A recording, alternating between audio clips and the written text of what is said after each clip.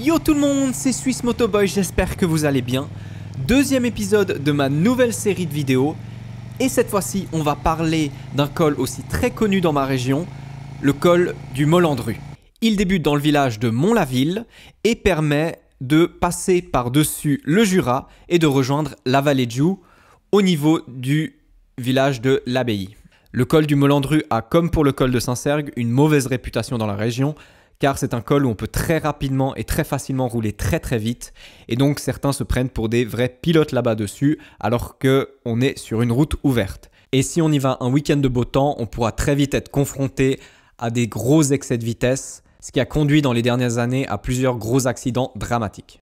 En raison de tout ça, c'est aussi un col qui est très surveillé par la police. Vous le verrez même aujourd'hui dans cette vidéo. Le jour où j'ai filmé ce plan-là, il y avait effectivement la police qui attendait et qui arrêtait des motards en haut du col. Et vous pourrez aussi observer un motard qui va me dépasser à vive allure, ce qui rend cette vidéo très représentative de ce qu'est le col pour moi, c'est-à-dire un endroit où on a souvent affaire à la police pour des raisons de sécurité parce qu'ils veulent éviter un maximum d'accidents, et à côté à des motards qui poussent parfois un petit peu trop sur les limites avec leur moto. En dehors de ça, c'est vraiment un col génial qui est très fluide à rouler. Pas besoin de tout le temps planter les freins à chaque virage. On peut vraiment laisser la moto suivre les courbes de la route. C'est vraiment génial. Maintenant, on retourne à moi qui débute ce col. Donc, comme vous pouvez le voir, là, je suis en train de quitter le village de Mont-la-Ville. Et on va gentiment, il y a encore une longue ligne droite qui vient, mais on va gentiment s'engager dans le col. Vous pourrez voir, dès qu'on arrivera au bout de cette ligne droite, au premier virage, des petits traits perpendiculaires à la route, qui sont là pour en fait repousser les motards vers l'extérieur des virages afin d'éviter qu'ils aillent mordre avec la tête ou même tout le corps de l'autre côté. Donc c'est assez intéressant comme système, on les voit là. Et cela, ça permet en fait d'aider les motards à prendre une meilleure trajectoire qui est plus sûre.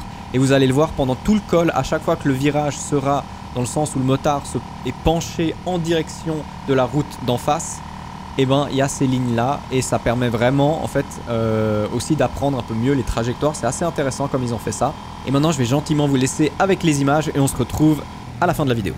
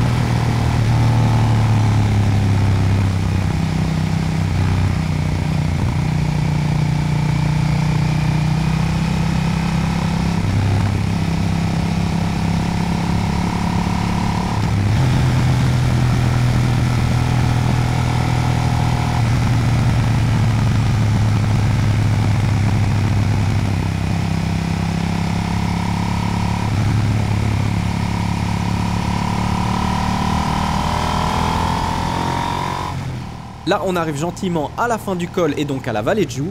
Et vous verrez tout à la fin de ce plan-là, vous arriverez sur un rond-point. Et à ce moment-là, vous avez deux possibilités. Soit vous partez à gauche et vous longez le lac en direction par exemple du col du Marché-Rue ou en direction ensuite de la frontière avec la France. Ou vous partez à droite. À ce moment-là, ça vaut vraiment le coup d'aller faire un petit tour là-bas parce que vous aurez une superbe vue sur le lac. Et ça vous donne ensuite la possibilité soit de faire aussi le tour de la vallée de Joux mais via l'autre côté du lac où c'est beaucoup plus campagne, c'est pas juste une longue ligne droite. Ou par exemple de partir en direction d'Orbe, de Valorbe, enfin voilà, c'est une très jolie région, il y a aussi de très belles routes là-bas que je connais d'ailleurs très peu. Maintenant on va passer à la dernière petite partie de cette vidéo, les notes du col. Pour ce faire, j'ai 5 points sur lesquels je vais noter chacune des routes ou cols que je vais faire. Les points sur lesquels je vais noter les cols sont la difficulté, la qualité, la dangerosité, le panorama et la longueur. Et ensuite, on fait une petite moyenne et on regarde ce que ça donne. Donc voici les notes que j'ai mis pour ce col. Donc déjà pour la difficulté, 5 points, le maximum. C'est un col plutôt simple, il n'y a pas de piège, ça conviendra à un peu tous les niveaux. Pour la qualité aussi, un asphalte de très bonne qualité. Ça avait été refait, je crois, il y a quelques années, donc vraiment rien à dire là-dessus. Au niveau de la dangerosité, je vais faire abstraction de ce que je connais et je vais la noter comme si c'était la première fois et la seule fois que je l'avais roulé. Donc là aussi, j'ai mis 5 points parce que voilà, la route est en bon état, elle est plutôt large, on a plutôt de manière générale une bonne visibilité et on a en plus ce marquage au sol qui permet aux motards de prendre des trajectoires plus sécuritaires. Au niveau du panorama, je mets 1 point parce qu'il n'y a pas grand chose à voir. Et au niveau de la longueur, je vais mettre 2 points parce que voilà, tout le monde le fera en environ 10 voire 15 minutes, donc c'est pas un col très très long. On obtient donc une moyenne de 3,6 sur 5, ce qui est vraiment pas mal du tout. Pour ceux parmi vous qui connaissent le Mont Landru, n'hésitez pas à me dire si vous êtes d'accord avec la note que je lui ai donnée. J'espère que la vidéo vous aura plu. Vous trouverez encore en commentaire les liens vers les autres vidéos de cols que j'ai mentionnées dans celle-ci, du moment où leur vidéo existe déjà, et je rajouterai toujours dès qu'une nouvelle vidéo arrivera. Et puis bien sur ce, j'espère que cette vidéo vous aura plu. N'hésitez pas à laisser un commentaire, à vous abonner, à partager, à liker, ça m'aide énormément. Et puis bien sur ce, je vous dis ciao.